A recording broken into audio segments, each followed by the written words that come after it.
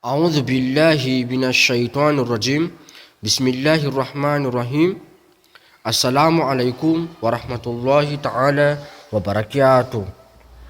Alhamdulillah, vita soamantsara boky izay fampianarana tajwidy izay mitondra titra hoe ny fampianarana tajwidy, izay nisoratany Sheikh Saik Sarla Manampy, izay Sheikh ato amin'ny Mosquée Hassan Al Mustaba, mosquée aty amin'ny Morondava Bemanonga.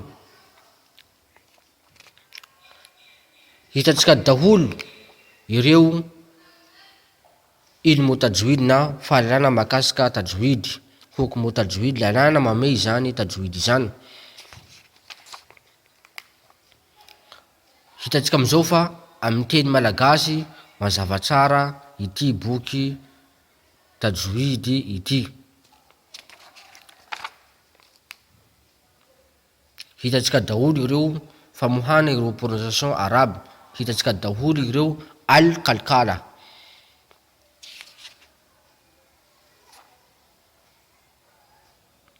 Ka ity boky ity dia natokana ho an'ny rehetra izay efa mahay mamaky Qur'an, fa ny olona mbola tsy tena mahay mamaky Qur'an kosa aloha dia tsy tokony miditra amin'ity boky ity.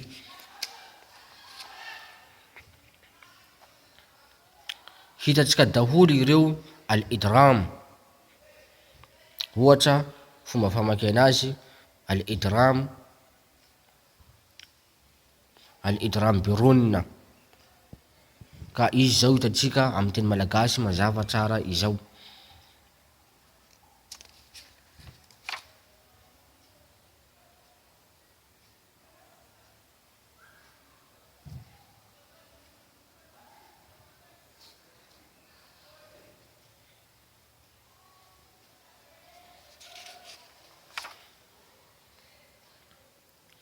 Alhamdulillah, vita ity boky ity ary vita amin'ny teny malagasy mazava tsara, ka engavena isika rehetra mba handalina sy hianatra amin'ity boky ity, satria raha olona iray no tsy miditra amin'ity boky ity na tsy nandalina amin'ity boky ity dia mbola azo lazaina hoe mbola tsy tena mahay mamaky Qur'any izany olona izany.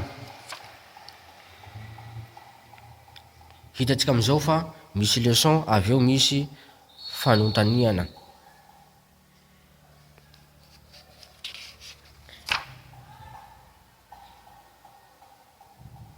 Alhamzu izay midika amin'ny teny malagasy hoe ny bitika.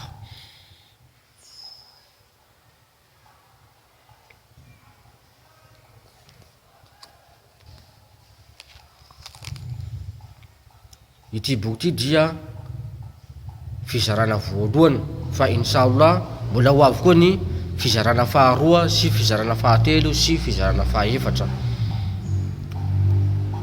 Wa akhir dawana anil hamdulillahi rabbil alamin. Assalamu alaikum wa rahmatullahi ta'ala wa barakatuh.